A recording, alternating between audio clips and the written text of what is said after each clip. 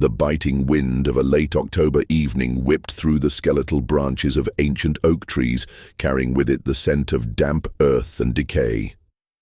Amelia Vance clutched her worn trench coat tighter, the fabric offering little defense against the encroaching chill.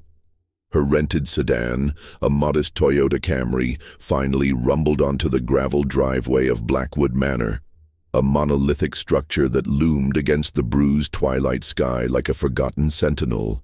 The house, renowned for its grim history and the tragic end of the Dreadmore family, was her latest assignment. As an investigative journalist specializing in forgotten tragedies, Amelia had a knack for unearthing the darkest secrets buried beneath layers of time and dust. This was a story, she felt, that needed to be told, despite the unsettling rumors that clung to the manor like cobwebs. The initial impression of Blackwood Manor was overwhelming. Its Victorian Gothic architecture, with its sharp gables and intricate gargoyles, seemed to sigh with a collective sorrow. The leaded glass windows, dark and unblinking, stared out like vacant eyes. Amelia had done her research, meticulously poring over old newspaper clippings and town archives. The Dreadmores, a once prominent family in the small, insular town of Havenwood, New England, had met a series of increasingly bizarre and violent ends within these very walls. The official reports cited murder-suicides, escalating paranoia, and a descent into madness. Yet whispers persisted among the older townsfolk of something far more insidious, a malevolent force that had twisted the family's fate. Stepping out of the car, Amelia's boots crunched on the gravel, the sound unnaturally loud in the pervasive silence. The air grew heavier, thick with an unspoken dread. She carried her camera bag and a small duffel, her essentials for what she anticipated would be a week-long immersion. Her editor, a cynical but supportive veteran named Marcus, had warned her about the isolated nature of Havenwood and the deep-rooted superstitions of its inhabitants. "Don't go poking too many hornet nests, Amelia," he'd advised, his voice laced with a genuine concern she rarely heard. "Some stories are best left undisturbed." But Amelia was driven by a relentless curiosity, a need to bring truth to light, no matter how unsettling. The massive oak front door, weathered and scarred, creaked open with a groan that echoed through the empty foyer. Dust motes danced in the sparse shafts of moonlight filtering through a tall, arched window. The air inside was stale, heavy with the scent of old wood, disuse and a faint metallic tang Amelia couldn't quite place. She pulled out her phone, the flashlight beam cutting through the gloom, revealing a grand staircase, its banister intricately carved, but coated in a thick layer of grime. Portraits of stern-faced men and women, their eyes seemingly following her every move, lined the walls. These were the Dreadmores, she presumed, their spectral gazes adding to the oppressive atmosphere. Her initial exploration was methodical. She moved from room to room, her camera clicking softly as she documented the desolate grandeur. The drawing room, with its dust-shrouded furniture and a grand piano that looked as though it had last been played decades ago, felt particularly unsettling. In the library, shelves sagged under the weight of countless forgotten tomes, their pages yellowed and brittle. Amelia ran her gloved hand over a leather-bound spine, a shiver running down her arm. The silence of the house was not empty. It was pregnant with unspoken histories, with the lingering echoes of despair. As she entered the master bedroom, a chill that had nothing to do with the outside temperature snaked up her spine. The four-poster bed, draped in tattered velvet, dominated the room. On the bedside table, a tarnished silver locket lay half-hidden beneath a layer of dust. Amelia carefully picked it up. It was cold to the touch. Inside, faded photographs of a smiling young couple stared back, their joy a stark contrast to the manor's current oppressive atmosphere. Who were they? What had truly happened to them? The locket felt like a tangible link to the past, a silent witness to the tragedies that unfolded within these walls. A sudden gust of wind rattled the window panes, making Amelia jump. She peered outside, but saw nothing but the swaying trees and the encroaching darkness. Was it just the wind, or something more? The isolation of Blackwood Manor was beginning to press in on her, a claustrophobic weight on her chest. She needed to set up her equipment, to begin her work, to find some anchor in this unsettling environment. But as she moved towards the corner of the room, her foot caught on something. She stumbled, regaining her balance just in time to see a faint, almost imperceptible shadow flicker at the edge of her vision, darting behind a large antique wardrobe. Her heart hammered in her chest. Had she just imagined it, a trick of the fading light, or was she not alone in Blackwood Manor? The air grew colder, and the metallic tang, stronger now, prickled at her nostrils. The legacy of the Dreadmores, she realized with a growing sense of unease, was far from dead. It lingered, a dark promise of what was yet to come. If you're as captivated by the mysteries of Blackwood Manor as Amelia is, make sure to hit that subscribe button. This is just the beginning of the sinister legacy of the Dreadmore family, an omen of evil. And trust me, you won't want to miss what happens next. Remember, this is a fictional story designed to thrill and entertain. The flicker of movement in the master bedroom had left Amelia thoroughly unnerved. She told herself it was fatigue, the play of shadows, the inherent eeriness of an abandoned house. Yet, the metallic tang in the air persisted, a subtle but distinct coppery scent that made her stomach churn. Deciding a systematic approach was best, she forced herself to focus, setting up her portable lighting and camera tripod in the grand foyer. The old house seemed to watch her, its silence punctuated by the creaks and groans of settling wood, sounds amplified in the oppressive quiet. She began by recording her initial impressions, her voice low and steady, a deliberate attempt to project confidence into the desolate space. Day 1 at Blackwood Manor, she narrated into her microphone, and the atmosphere is already profoundly unsettling. The house itself feels like a living, breathing entity, steeped in a history of sorrow. As she spoke, her eyes scanned the elaborate carvings on the staircase banister, noticing faint, almost imperceptible scratch marks, like something had clawed at the polished wood. They were old, almost part of the grain, but they added to the growing sense of unease. Her next task was to review the Dreadmore family's timeline to try and connect the dots. The last living Dreadmore, a reclusive spinster named Ilara, had died alone in the house 30 years prior. The official cause of death listed as natural causes, though the local gossip suggested a broken heart and a mind unraveled by the tragedies that had befallen her family. Before Ilara, there was her brother Arthur, who had seemingly taken his own life after the mysterious disappearance of his wife Isabella and the subsequent accident that claimed their young son Thomas. And before them, generations of Dreadmores, each lineage seemingly ending in sorrow, madness, or unexplained misfortune. The pattern was too consistent to be mere coincidence. Amelia found a dusty, leather-bound journal in the library, tucked away behind a stack of forgotten ledgers. It bore the elegant, looping script of a woman. The first entry was dated 1898. "The house feels different today," it read. "A coldness has settled in its heart. I hear whispers, soft and persistent, when no one else is near." Amelia's breath hitched. This was the journal of Agnes Dreadmore, one of the earlier residents who had been institutionalized for melancholy and delusions. The entries grew more erratic, describing fleeting shadows, chilling whispers, and an increasing paranoia that her own family was turning against her. "They look at me differently," one entry stated.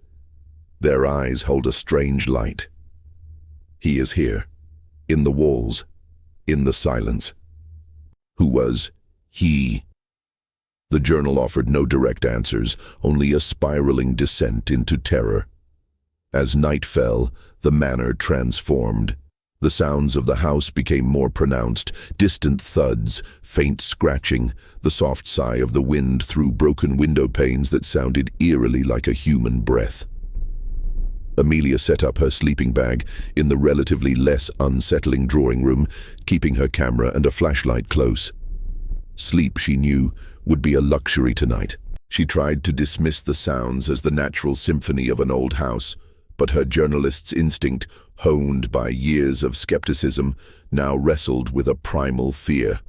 Around midnight, a distinct thumping sound emanated from upstairs, directly above her. It was heavy, rhythmic, like something being dragged. Amelia's heart pounded against her ribs. She grabbed her flashlight, the beam a frail shield against the darkness. Should she investigate? Her professional ethics demanded it, but every fiber of her being screamed against it. After a moment of internal debate, the journalist in her won. Taking a deep breath, she slowly ascended the grand staircase, each creak of the ancient wood amplifying her trepidation. The thumping grew louder as she reached the landing, seeming to originate from the master bedroom, the same room where she had seen the shadow earlier. The metallic tang was now overwhelming, a cloying, sickly, sweet scent that made her gag. The door to the master bedroom was ajar, a sliver of deeper darkness within. As she pushed it open, her flashlight beam swept across the room. Nothing seemed out of place, yet the thumping had stopped abruptly. The stillness was now more terrifying than the noise. Then, she saw it.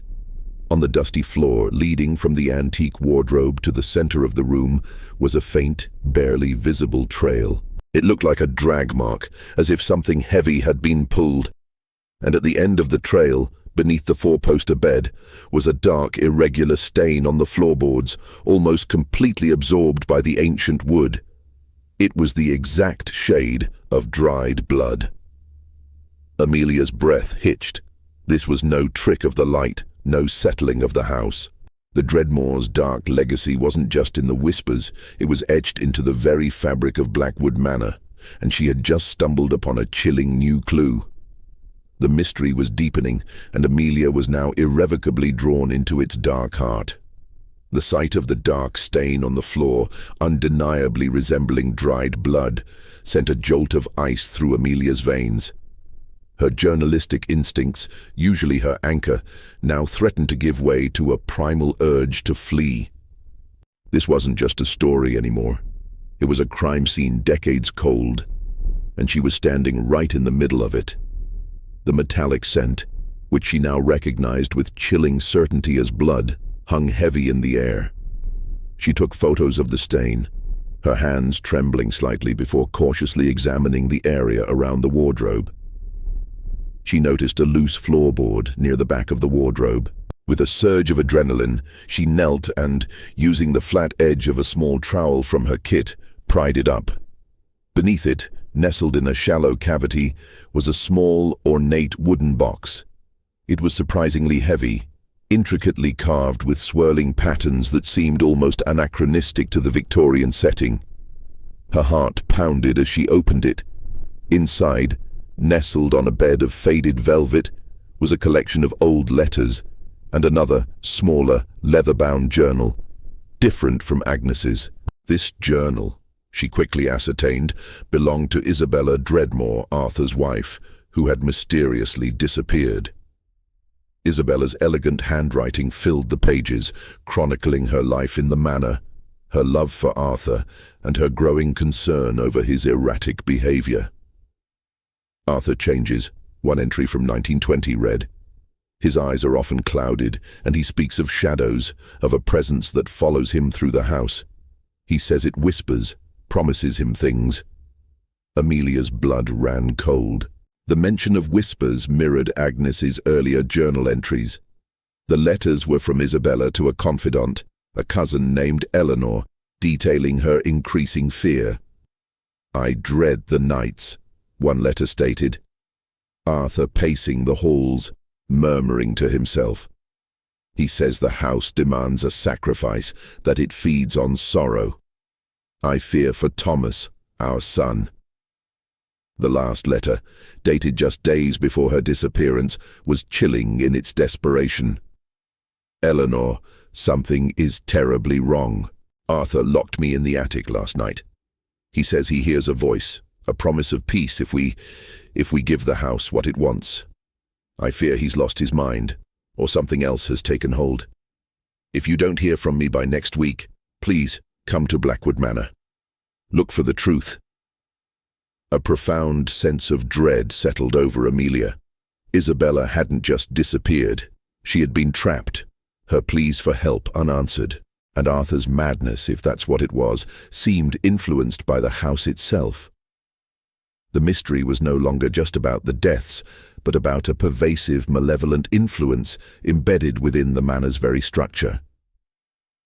The following day, Amelia drove into Havenwood, seeking a distraction and, more importantly, information. The town was small, a cluster of weathered clapboard houses and a single general store that doubled as a post office. The air was thick with the scent of pine and the quiet hum of a community that kept to itself. She approached the town's oldest resident, a woman named Martha Jenkins, who ran the general store. Martha was known for her sharp memory and her reluctance to speak about the Dreadmores. Amelia tried to be subtle, purchasing some groceries while casually mentioning Blackwood Manor. Martha's eyes, rheumy with age, narrowed. "That house," she muttered, "it's always been trouble. A darkness clings to it, child. Best leave it be." Amelia pressed, asking about Isabella and Arthur. Martha sighed, her voice dropping to a near whisper. Isabella was a sweet girl, full of life. But Arthur, he changed. After his father died, he became withdrawn, obsessed with the house. Folks said he was possessed by it. Heard him talking to himself late at night, arguing with thin air. Martha hesitated, then leaned closer. There was a local handyman, Jedediah Thorne. He worked for the Dreadmores for years. Always said he saw things, heard things. He swore the house was alive, that it wanted something. He moved away soon after Isabella vanished, scared out of his wits. No one's heard from him since. The revelation about Jedediah Thorne was a new lead, a tangible person who might hold crucial pieces of the puzzle. Amelia thanked Martha, her mind buzzing. Back at the manor, the isolation felt more intense than ever. She returned to the master bedroom, the metallic tang stronger now, almost suffocating. The drag marks seemed to deepen, the blood stain more vivid in the waning light. The wardrobe, she noticed, was unusually heavy, even for its size. Pushing against it with all her might, it barely budged. This confirmed her suspicion. It was likely too heavy for Isabella to have moved by herself, and the drag marks suggested someone or something else had created them. As night descended once more, Amelia found herself rereading Isabella's journal, the words taking on a terrifying new meaning. The silence of the manor was oppressive, broken only by the frantic beat of her own heart. Suddenly, a faint, almost imperceptible sound reached her ears. A soft, rhythmic scratching coming from within the walls, just behind the antique wardrobe. It wasn't the natural creak of old wood.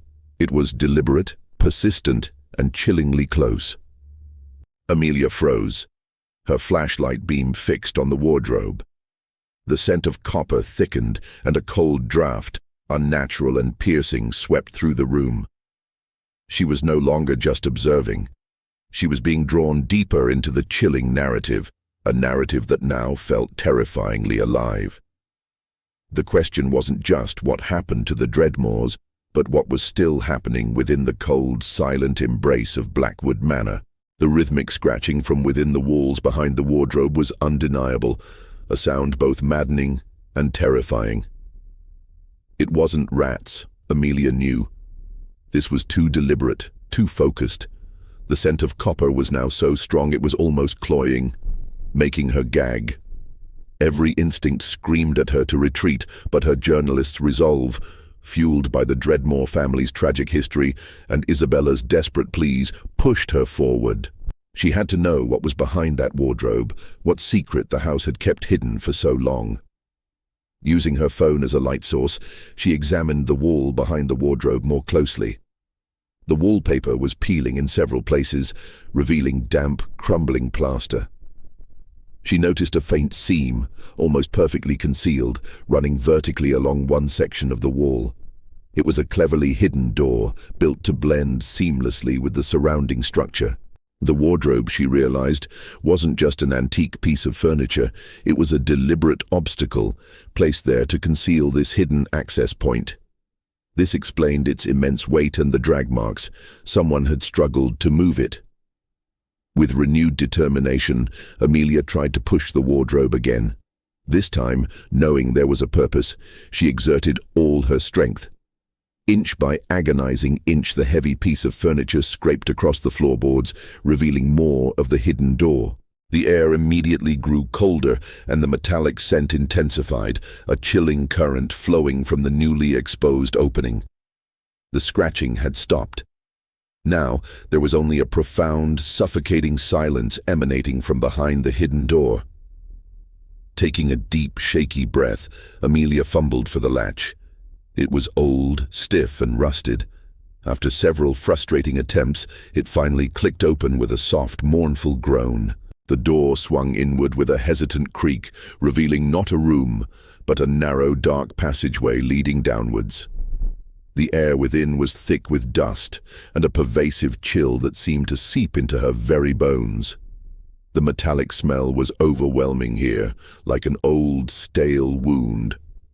Her flashlight beam cut through the oppressive darkness, revealing crumbling stone steps descending into a black abyss. A wave of claustrophobia washed over her, but the lure of the unknown, the promise of answers, propelled her forward. She descended carefully, her hand trailing along the damp, moss-covered wall. The steps felt uneven, treacherous. The silence was absolute, broken only by her own ragged breathing and the faint thud of her heart against her ribs. The passage opened into a small, windowless chamber. The air was frigid, stagnant, and filled with the coppery scent of old blood. Amelia swept her flashlight around the room. It was disturbingly bare, save for a few objects. In the center of the room, bolted to the stone floor, was a heavy, rusted metal chair with leather straps hanging from its arms and legs. A faint, almost invisible darker stain marred the stone beneath it. This was no ordinary hiding place. It was a place of torment. On a small, crudely built stone shelf against one wall, Amelia found a few items. A tarnished silver crucifix, its chains broken. A collection of faded photographs, their subjects unrecognizable due to age and water damage. And finally, a small, intricate wooden box, identical to the one she had found earlier, but this one felt heavier, denser. Her hands trembled as she opened it. Inside, carefully folded, was a single, yellowed letter, and beneath it, a small, mummified human hand. Amelia gasped, stumbling backward, her flashlight beam shaking wildly. The hand was tiny, the size of a child's. A cold wave of horror washed over her, chilling her to the bone. This wasn't just a secret, it was a monstrous revelation. Her mind reeled. Thomas, Isabella, and Arthur's son. His death had been officially listed as an accident. But what kind of accident left a child's mummified hand hidden in a secret chamber, alongside what looked like an instrument of torture? She forced herself to focus, to read the letter. The handwriting was neat, precise, unlike anything she'd seen from the Dreadmores. It wasn't signed, but the content was chilling. It detailed a perverse experiment, a treatment for the family's affliction. It spoke of isolating the infected, of a necessary cleansing to purify the family line. The affliction, it seemed to imply, was not madness, but something else, something tangible that needed to be purged. The language was cold, clinical, and utterly devoid of empathy. It mentioned the whispers not as a symptom of madness, but as a sign of something external, something that needed to be extracted. A low, guttural moan echoed from the darkness at the far end of the chamber, sending a fresh wave of terror through Amelia. She spun around, her flashlight beam cutting through the shadows, but saw nothing. Was it her imagination, a product of the overwhelming horror she had just uncovered? The air grew even colder, and the metallic scent was now so intense it burned her nostrils, almost like a taste of blood in her mouth.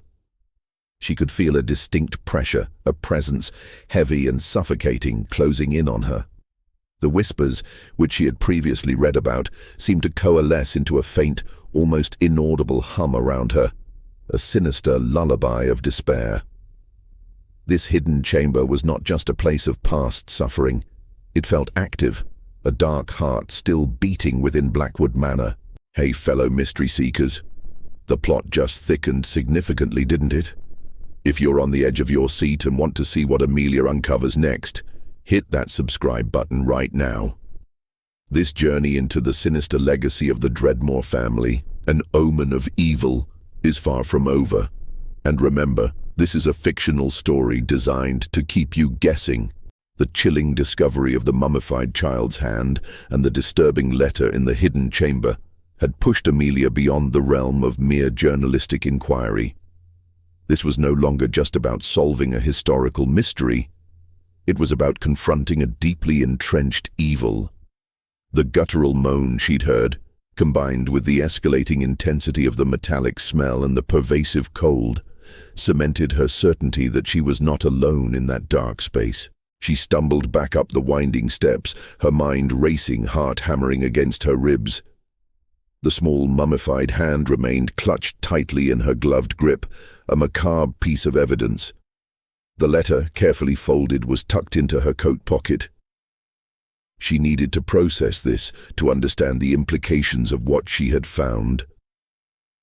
The thought of a child being subjected to such an experiment was horrifying, and it opened up an entirely new, much darker dimension to the Dreadmore legacy. Back in the relative light of the master bedroom, Amelia sat on the dusty floor, her back against the wardrobe, trying to regain her composure. The identity of the letter's author haunted her.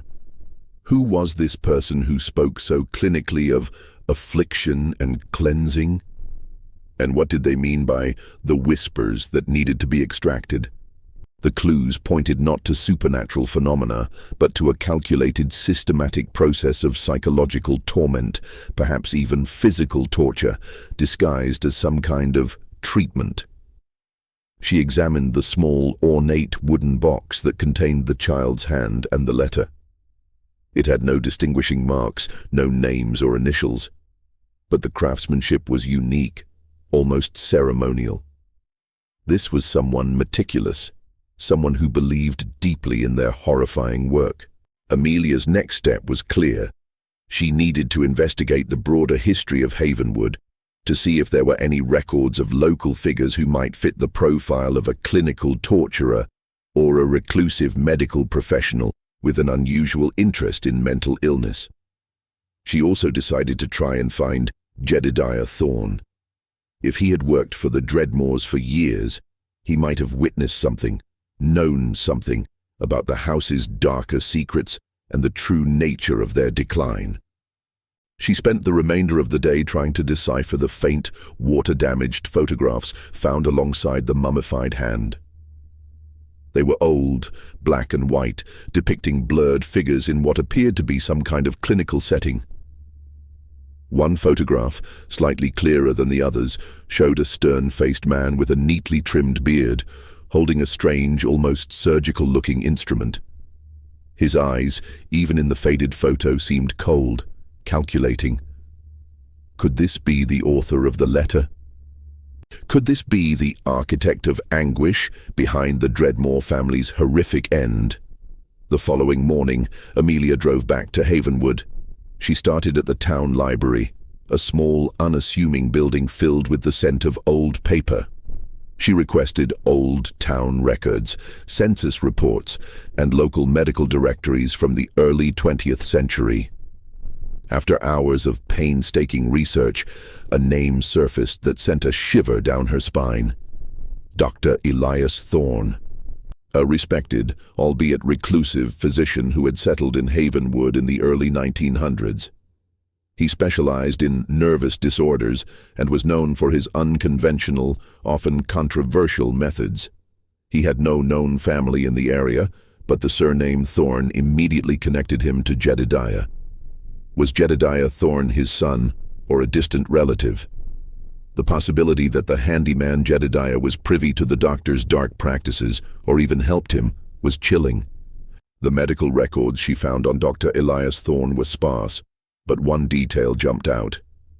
He had published several obscure papers on the environmental impact on mental fragility, arguing that certain unstable individuals could be stabilized through controlled isolation and carefully administered therapeutic exposures.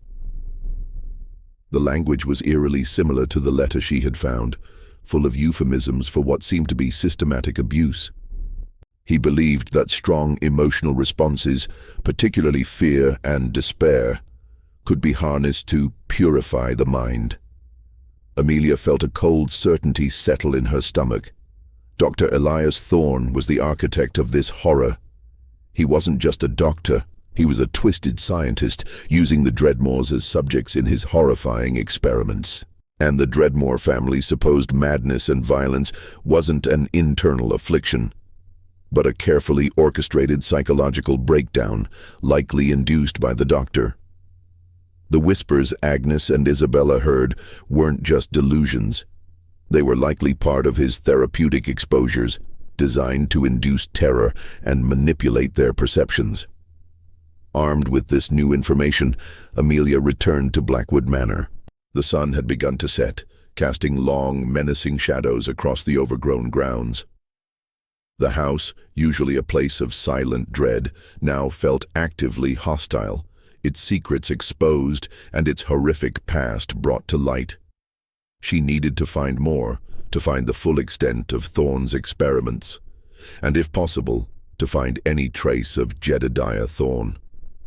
As she entered the foyer, a faint, almost imperceptible sound reached her ears from upstairs. It wasn't the familiar creaks of the house, nor was it the scratching. This was different, a soft, rhythmic clicking like metal against stone, originating from the hidden chamber. It was too precise, too deliberate to be accidental. Someone or something was in the secret chamber. The realization sent a fresh wave of terror through her.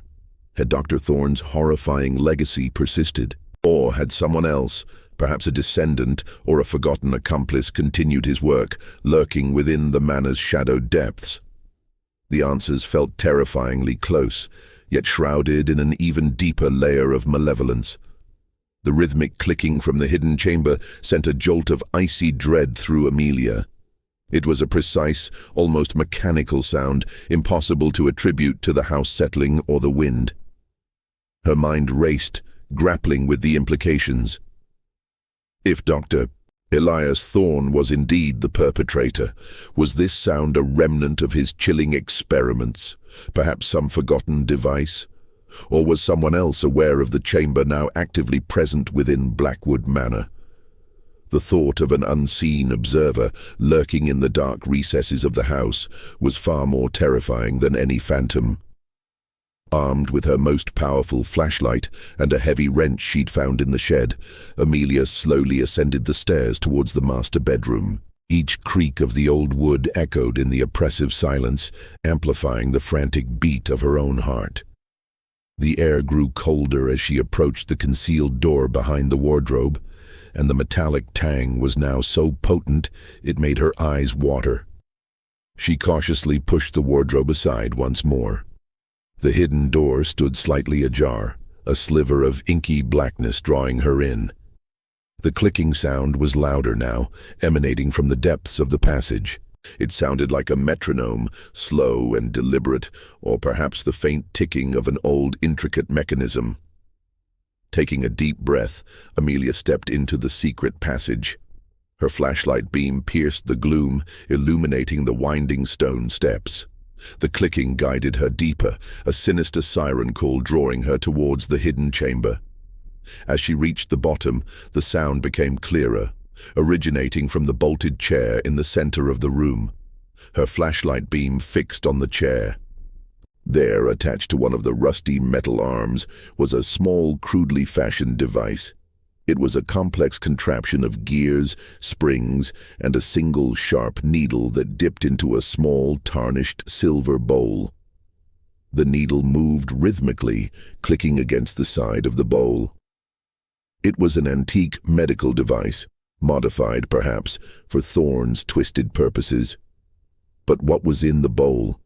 And why was it still operating after decades of disuse? As Amelia leaned closer, she saw it. A faint, viscous liquid coating the bottom of the bowl. It was dark, almost black, and gave off a faint, acrid odor mixing with the pervasive metallic tang. This was no ordinary fluid. Her mind flashed back to Thorne's papers on therapeutic exposures and purification. Was this some kind of serum, a chemical agent used to induce psychological states? Suddenly, a faint scraping sound came from behind her, from the top of the passage she had just descended. Amelia whirled around, her wrench raised defensively, her heart leaping into her throat. Nothing. The passage was empty. Was it just the house settling, or was her mind playing tricks on her? The isolation was beginning to wear on her, making her question her own perceptions. She forced herself to refocus on the device. As she examined it, she noticed a faint inscription on the base of the contraption, almost worn away by time. Pax Anima. Peace of the soul. A chillingly ironic name for a device that was clearly designed for torment. This was Thorne's signature, his twisted philosophy etched into the very instruments of his horror. Amelia continued her research in Havenwood, specifically seeking out any living descendants of Jedediah Thorne. She found a distant cousin, an elderly woman named Sarah Thorne, who still lived in a modest farmhouse on the outskirts of town. Sarah was initially reluctant to speak, clearly nervous about discussing the past. "Jedediah was my great-uncle," Sarah admitted, her voice trembling slightly. "He worked for the Dreadmores," said the house. "It had a way of getting inside your head. He saw things, heard things," said Dr. Thorne was behind it all, that he wasn't really helping them, just making them worse. Sarah's eyes darted around the room, as if expecting someone to overhear. "Jedediah told me once, before he left town, that Dr. Thorne had a secret laboratory in the house, a place where he tried to cure the Dreadmores of their affliction. He called it the Dreadmore Curse. Said the doctor believed the family had a genetic weakness that attracted negative energies, and he tried to extract it. Jedediah swore he saw a faint light, a pulsating glow, coming from the secret chamber late at night, and heard screams that weren't quite human. The pulsating glow and screams that weren't quite human added a new layer of unsettling detail. Was the serum in the device a conduit for these energies? Or was there something else, something even more sinister at play? The Dreadmore Curse seemed to be Dr. Thorne's twisted justification for his horrifying experiments. Back at Blackwood Manor, the air felt thick with a palpable tension. The clicking device in the hidden chamber continued its rhythmic cadence. Amelia felt increasingly watched, a chilling sensation that prickled the hairs on her neck. She checked the security cameras she had set up in the main areas of the house, but they showed nothing amiss, only the empty, dust-filled rooms. Yet, the feeling persisted, a sense of eyes on her, just beyond the edge of her vision. As the second night at Blackwood Manor deepened, Amelia found herself unable to shake the feeling of being hunted.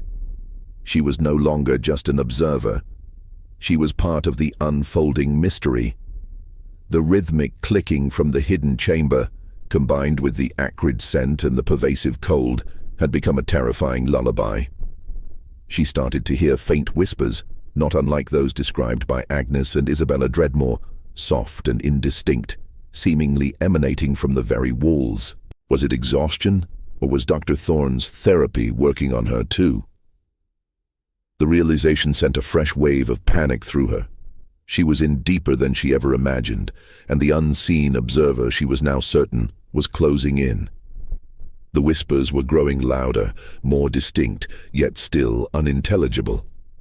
They seemed to slither from the shadows, to coil around her ears, a chilling symphony that mirrored the descent into madness documented in the Dreadmore journals. Amelia fought against the encroaching paranoia, grounding herself in the concrete evidence: the child's hand, Isabella's desperate letters, Dr. Thorne's horrifying research, and the clicking device in the hidden chamber. She was not going mad. She was being subjected to the very therapy Thorne had inflicted on the Dreadmores. The thought sent a fresh wave of dread through her, but also a surge of fierce determination. She had to understand how this was done, how a house could be turned into an instrument of psychological torment.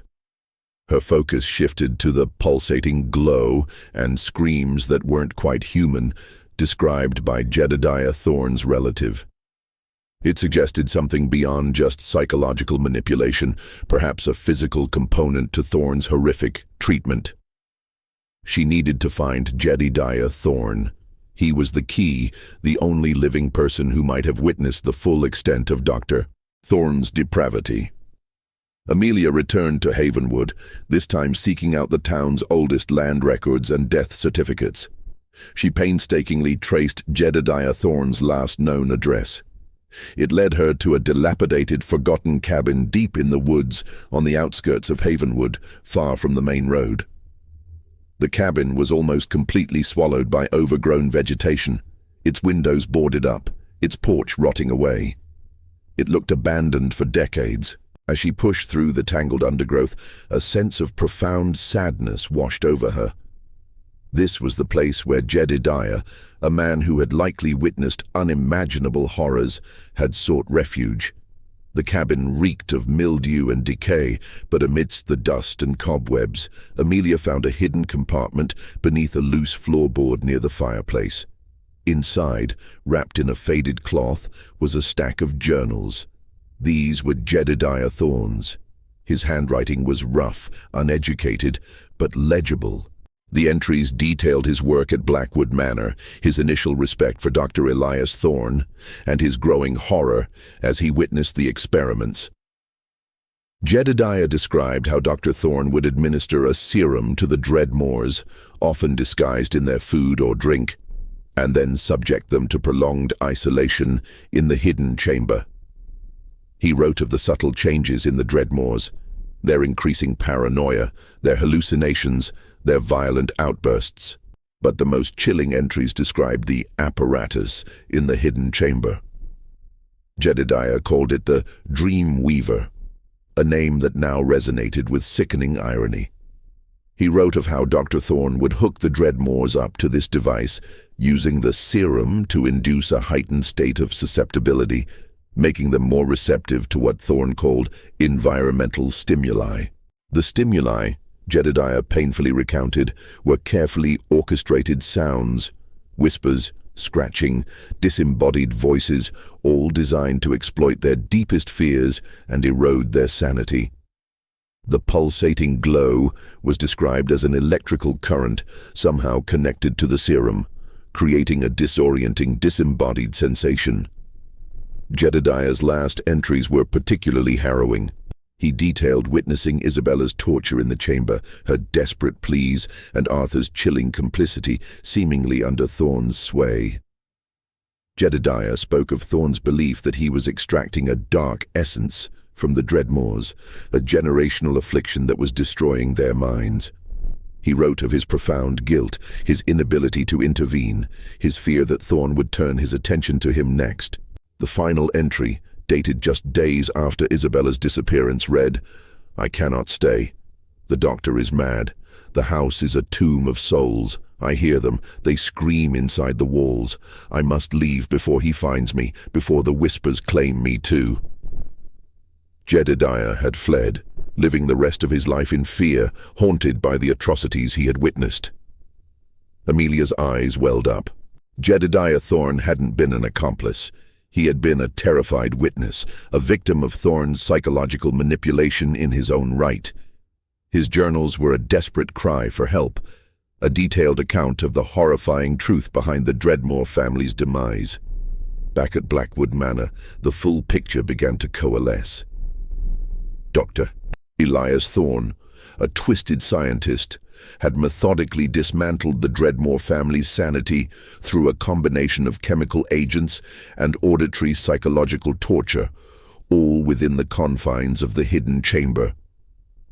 The whispers were not supernatural. They were recordings, projections, meticulously crafted to prey on their victims' fears. The metallic tang and cold were likely side effects of the chemicals used in the serum and the Dreamweaver apparatus itself, and the bloodstain could have been from a desperate struggle or a final gruesome phase of Thorne's purification. As Amelia sat in the library, poring over Jedediah's journals, the whispers in the house seemed to intensify. They weren't just ambient noise anymore, they sounded closer, more distinct, as if emanating from just beyond the door. A new sound joined them, a faint, almost imperceptible dragging sound, reminiscent of the one she had heard earlier in the master bedroom. It was coming from the foyer, directly below her. Amelia froze, her breath catching in her throat. Her eyes darted to the library door. The house was not merely echoing its past. It felt as though the past was actively replaying itself, and she, Amelia Vance, was now the unsuspecting protagonist in this terrifying reenactment. Had the device in the hidden chamber been reactivated? Or was someone, an unseen tormentor following Thorne's horrifying blueprint, now intent on continuing the Dreadmore legacy, with her as the next subject? The line between observer and victim had blurred, and the chilling truth was beginning to emerge from the shadows, threatening to consume her. The dragging sound from the foyer was undeniable, a slow, rhythmic scrape that seemed to mock Amelia's attempt at logical explanation. It was too heavy for a mere draft, too deliberate to be the settling of an old house. Coupled with the intensifying whispers that now seemed to emanate from all corners of the library, the sense of being an active participant in the manor's horrifying reenactment became overwhelming. Her mind, usually sharp and analytical, was starting to fray at the edges under the relentless psychological assault. She instinctively reached for her camera, not for documentation, but as a small, familiar object to ground herself. Her fingers brushed against the mummified child's hand still in her pocket, a cold, hard reminder of the stakes. This wasn't just a story. It was a desperate plea from the past, a warning for the present. She couldn't let Thorne's legacy claim another victim. With a surge of adrenaline, Amelia quietly moved to the library door, pressing her ear against the cold wood. The dragging sound paused, then resumed, closer now, seemingly just beyond the door. Her heart hammered against her ribs. Was it an intruder? Or was it the very psychological warfare Jedediah had described, a terrifying sound designed to break her? She had to confirm. With a silent prayer, she flung the door open, her flashlight beam cutting a furious swathe through the darkness of the foyer. The beam landed on the grand staircase, where a figure, tall and gaunt, stood silhouetted against the faint moonlight filtering through the arched window. It was dragging something. A large dark sack that seemed to resist its movement, scraping across the polished floorboards. Amelia gasped, stumbling backward. The figure was cloaked, its face obscured by the deep hood. It moved with an unnatural stiffness, almost a jerky, mechanical quality. As her flashlight beam lingered, she noticed something horrifyingly familiar about the way it moved, the subtle hitch in its gait. It was old, impossibly old. The figure paused, its head slowly turning towards her. Even hidden in shadow, she could feel its gaze, a chilling, ancient malevolence. A wave of profound terror washed over her. This wasn't a living person. This was a ghost, a specter. No, it couldn't be. Her mind fought against the impossible. Yet, the figure was undeniably there, solid enough to drag something heavy. Then the whispers in the air around her intensified, not just sounds, but a cacophony of overlapping voices, each one a thread of despair, of suffering. They were in her head, piercing her thoughts. Sacrifice, purification, the curse. She retreated deeper into the library, slamming the door shut and leaning against it, gasping for breath. The figure outside moved, its footsteps light despite the heavy sack, now seeming to circle the library. The whispers outside the door grew louder, a chilling chorus. Amelia pressed her hands against her ears, trying to block them out, but they seemed to resonate from within her own skull. She knew what this was. This was the environmental stimuli Jedediah had written about, amplified, targeting her, the sounds, the appearance of the figure. It was all part of Thorne's insidious design, a final, horrifying stage meant to shatter her reality. But who was operating it? Was the device in the hidden chamber somehow remotely controlled? Or was there an unseen hand in the manor manipulating the psychological torture? Amelia forced herself to think, to find a weakness in this terror. Thorne's methods relied on isolation, on breaking down the mind until it succumbed. She needed a connection, something to ground her phone. She had to call Marcus, to tell him what she had found, to have someone else know the truth. But as she fumbled for it, a chilling thought struck her. What if the phone lines were dead? What if she was truly cut off? She pulled out her phone. No signal. The words "no service" glowed mockingly on the screen. Thorne's legacy extended even to communication, ensuring his victims were truly isolated. A wave of despair, cold and vast, threatened to swallow her. The whispers swelled, filling the room. No escape. Join us. The curse is eternal. Suddenly, a loud crash echoed from the foyer, followed by a sickening thud. The whispers abruptly ceased. The silence that followed was even more terrifying than the noise, pregnant with a new unknown threat. Amelia cautiously moved back to the library door, peering through the keyhole. The figure was gone. The heavy sack was also gone, but on the floor of the foyer, beneath the arched window, lay a single dark, oddly shaped object. It seemed to pulse faintly in the moonlight. Amelia's heart seized in her chest. It was a human bone, partially covered in dark, dried sinew, the size of a femur. The same metallic tang, overwhelming now, emanated from it. This wasn't an illusion, wasn't a sound trick. This was real. The figure hadn't been a hallucination. It had left something behind, a chilling calling card. The bone, coated in ancient dried material, linked directly to the child's mummified hand and the stain in the secret chamber.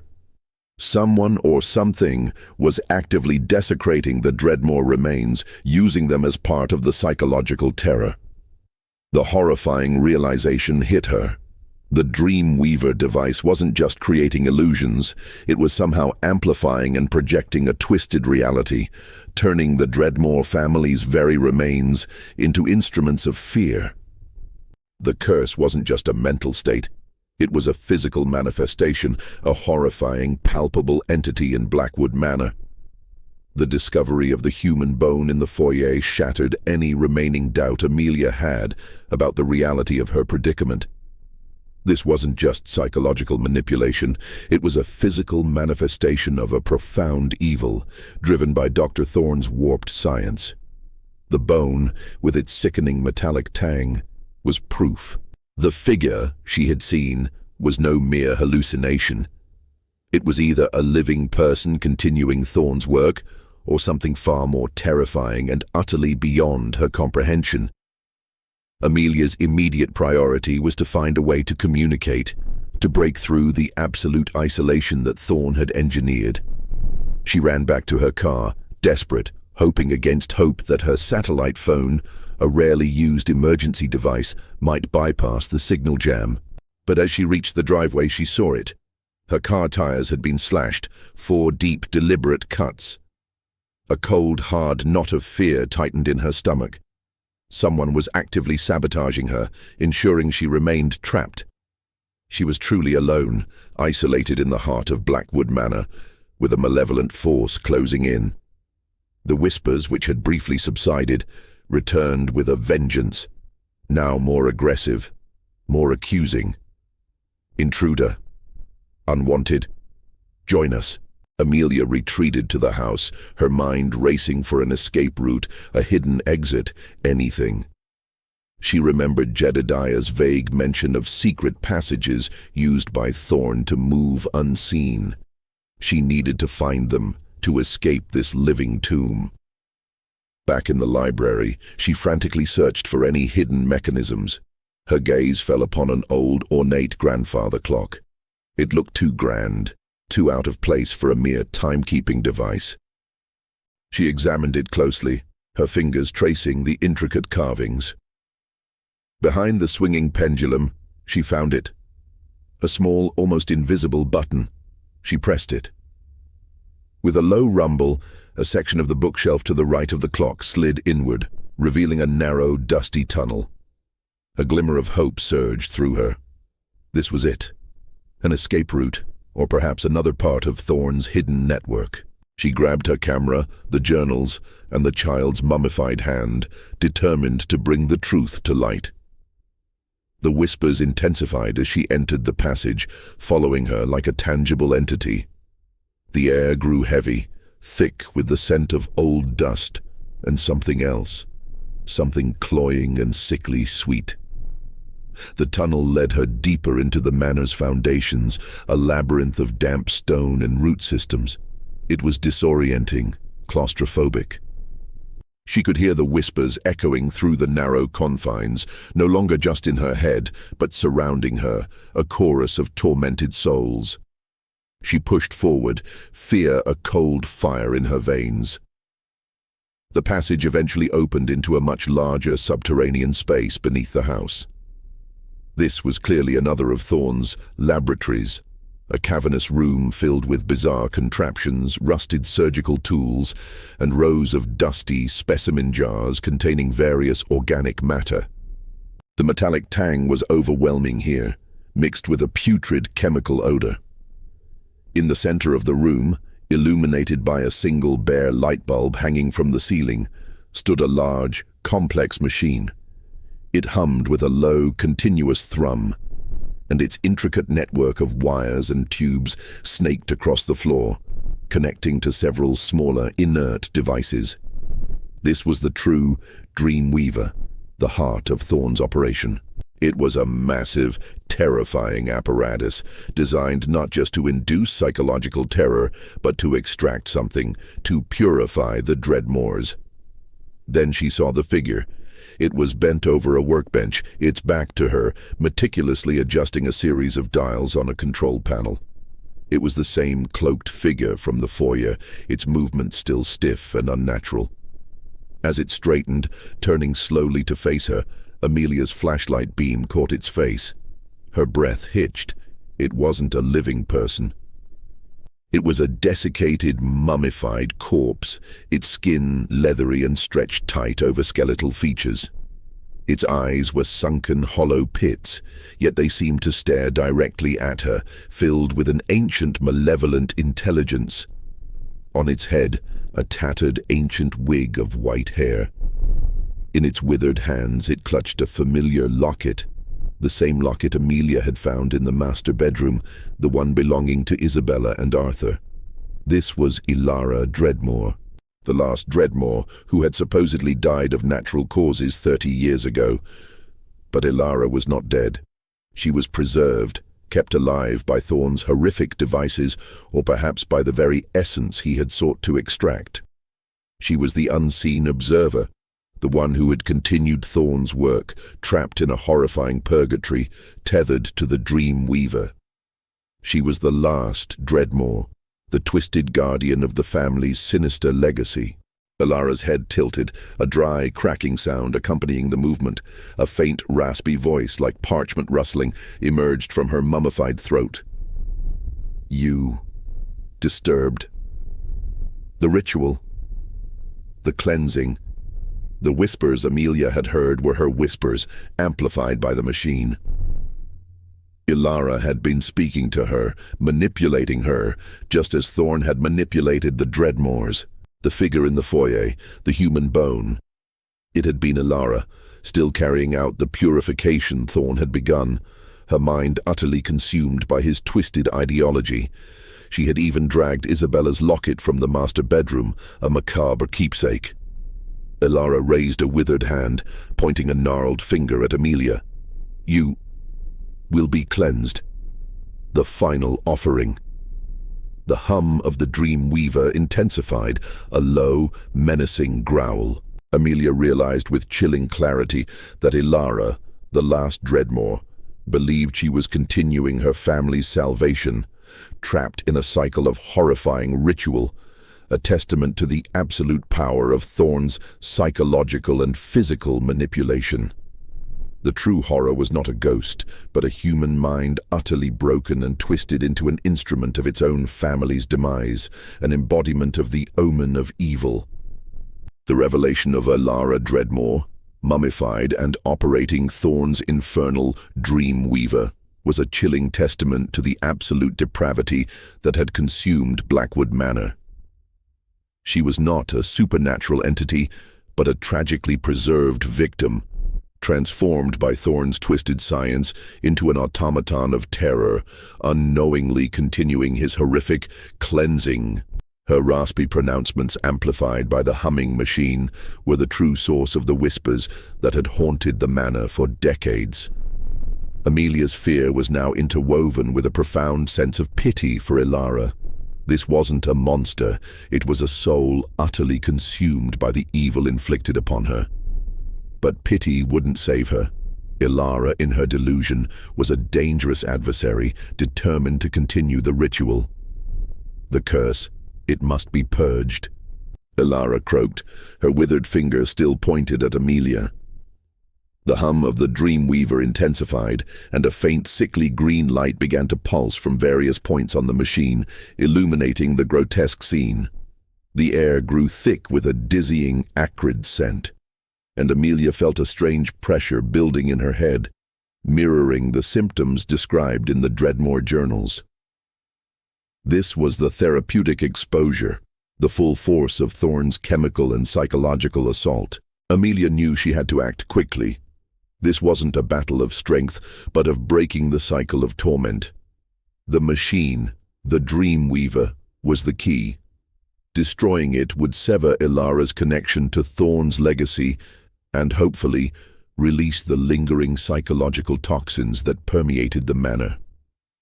Her eyes darted around the subterranean laboratory, searching for a weak point, anything that could incapacitate the monstrous device. She noticed a series of exposed wires connecting the Dreamweaver to a large, antiquated power generator in the corner of the room.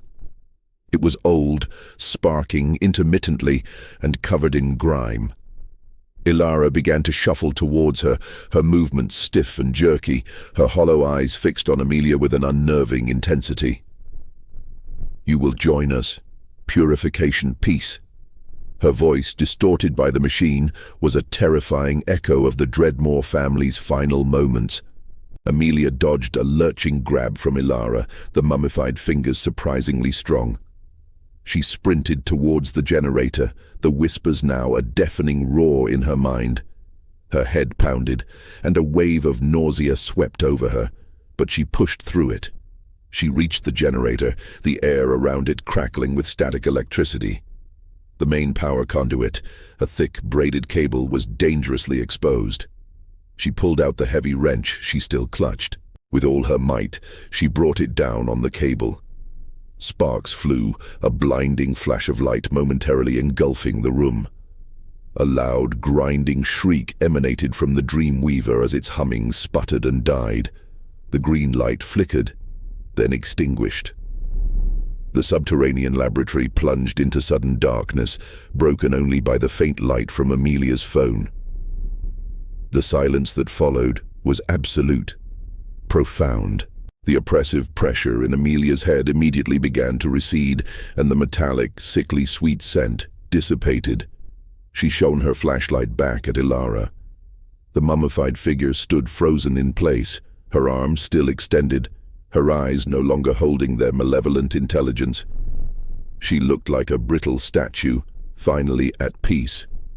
The centuries of torment, the decades of delusion, had finally ceased. Amelia stumbled back through the hidden passage, the air lighter now, the whispers gone. She emerged into the library, feeling a profound sense of exhaustion, but also a deep, quiet triumph. She had exposed the truth, broken the curse, and finally brought peace to the tormented Dreadmore family. She left Blackwood Manor as the first rays of dawn painted the sky a muted grey and rose. The house, no longer a beacon of malevolence, stood silent and still, its secrets laid bare, its horrifying purpose dismantled. The Dreadmore legacy, the omen of evil, was no longer an active threat. It was a tragic, chilling chapter in American history, a testament to the dangers of unchecked scientific ambition and the devastating power of psychological manipulation. Amelia drove away, leaving Blackwood Manor behind, but she carried its story with her. She had the journals, the photographs, the mummified hand, all the evidence needed to expose Dr. Elias Thorne's horrific experiments and bring posthumous justice to the Dreadmore family. The truth, dark and unsettling as it was, had finally been set free. Her journey into the heart of terror had ended, but her mission to tell this chilling tale was just beginning. She would ensure that the Dreadmores and Jedediah Thorne would finally rest in peace. And that's the end of the sinister legacy of the Dreadmore family, an omen of evil. If you've been on the edge of your seat through every twist and turn of this psychological thriller, you know what to do. Hit that subscribe button so you don't miss our next chilling investigation. Thanks for watching. Remember, this entire story was fictional and created for your entertainment.